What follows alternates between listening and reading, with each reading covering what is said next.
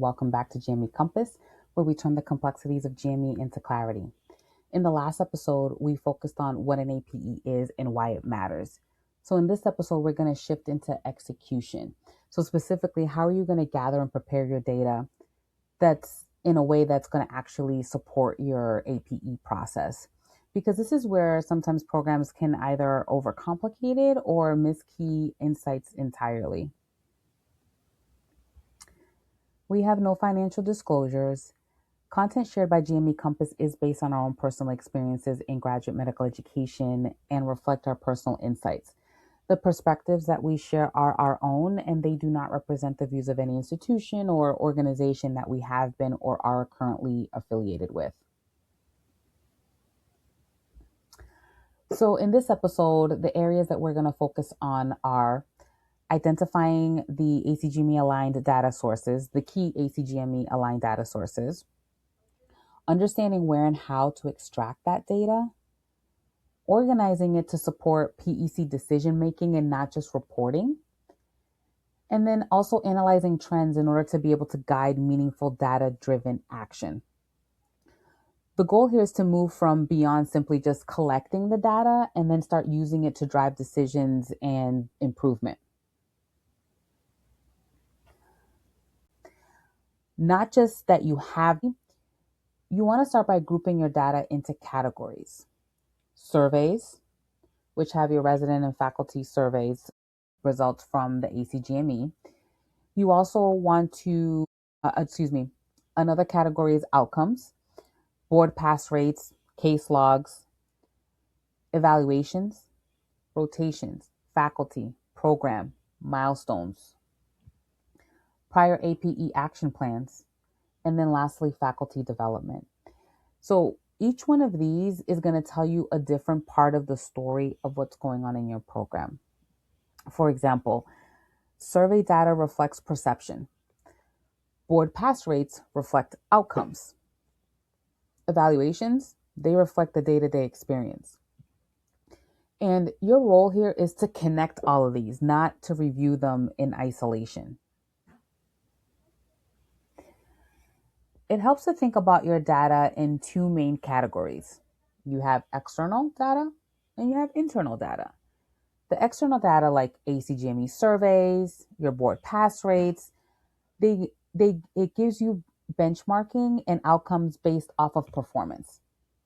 Your internal data, like your evaluations and feedback, they give you operational insight. So here's the key. Your external data tells you what is happening.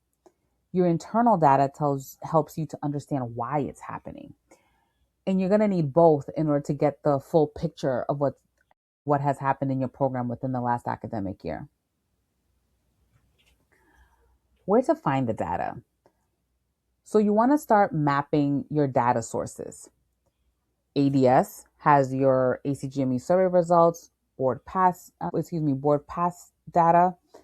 You can also get your board pass data specifically from your board.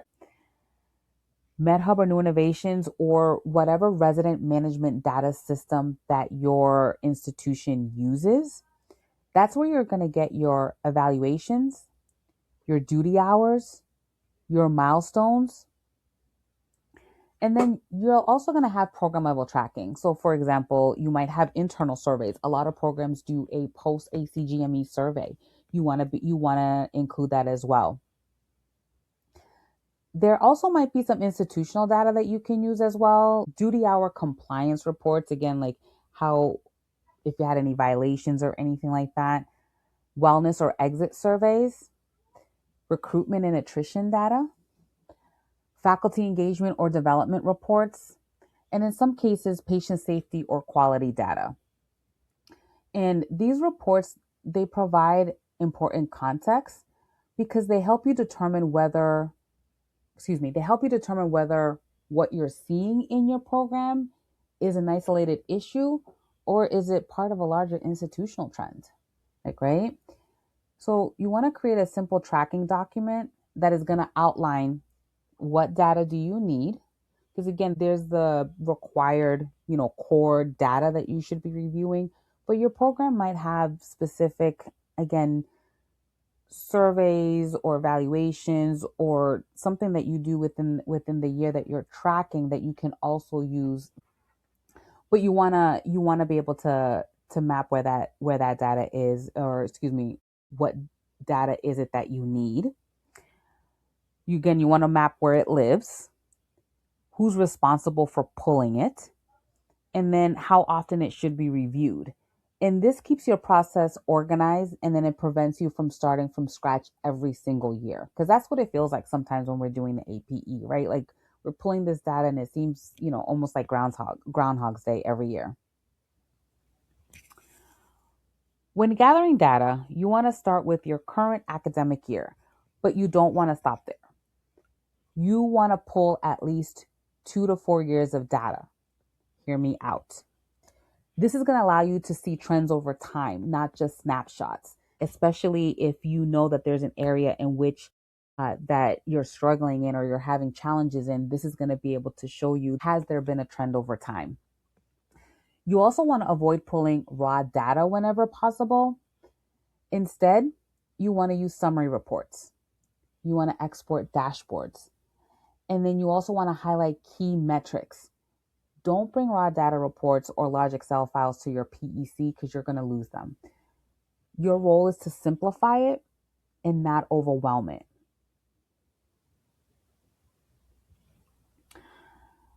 So when you're reviewing your data, you're not just reading, you're analyzing. Again, you're looking for trends over time, repeated concerns across multiple sources, consistent strengths, and any outliers that are going to need further review. So here's a key. A single data point is not enough. But when the same issue shows up in your surveys, your evaluations, and your feedback, that's a pattern. And that's what should drive your PEC discussion.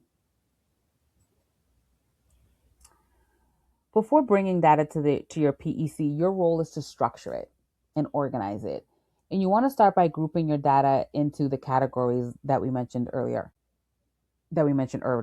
Surveys, evaluations, outcomes.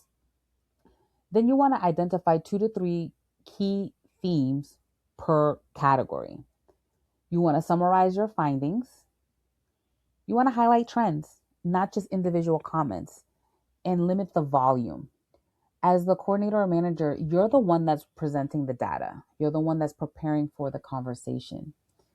If the PEC is reviewing raw data, the meeting can sometimes become reactive. But if you're bringing summarized themes, the meeting becomes more strategic.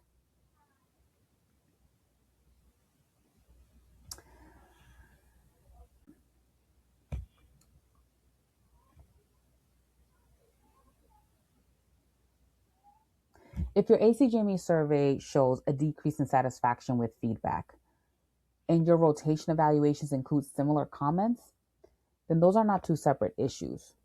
That's a pattern. And the theme becomes feedback process. Your next step, evaluate the feedback structure. Then this is how you're going to move from data to insight to action. And I picked this specific key area because it's one that we struggle across all GME. Again, this process should not happen once a year. You build a system. You review data monthly or quarterly. Find a centralized place to store everything, whether it's your OneDrive or a share folder that you might have. I relied very heavily on the resident management data system, MedHub, because the majority of the evaluations and duty hours, a lot of our key metrics were in MedHub. So it just made it a lot easier for me to pull those summarized reports and dashboards. You do want to use consistent formats for the summaries. You also want to define roles of, again, who pulls what, and use a template for pre-APE summaries. And this is what's going to make the APE or the APE more sustainable.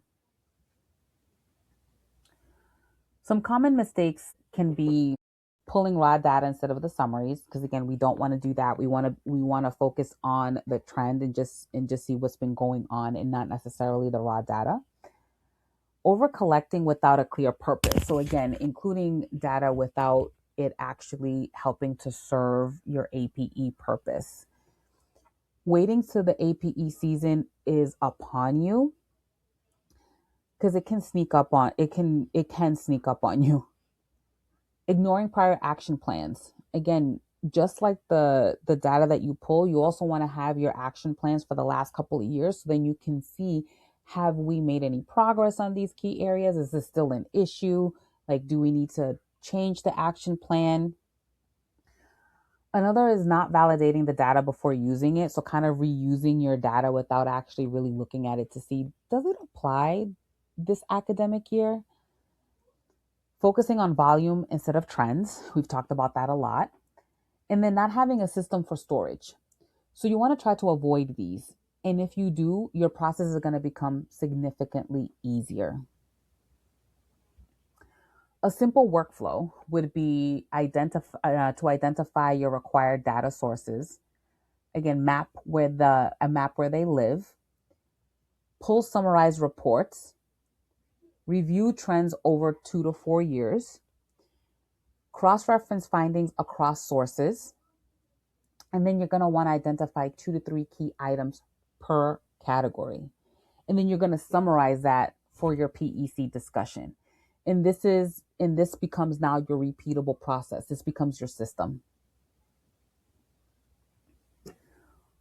When done well, your data should be clear and summarized, not raw. Focus on trends over time. You're probably sick and tired of hearing me say that. Cross-reference across sources. So again, checking all the different key data sources to see if this is something that is appearing across them as well. And then you also want to directly link it to your action plan. And then you want to make it easy for your PEC to review. If your PEC can understand the data, then you've done it right.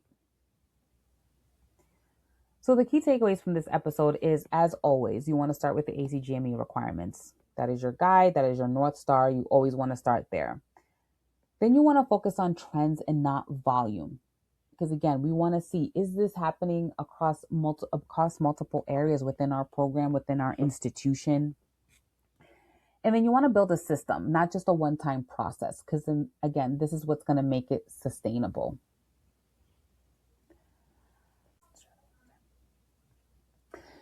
In the next and last episode of this APE series, we're going to put it all together and we're going to take it to the last step, which is we're going to walk through how to use this data within your PEC and then how to build strong, actionable APEs.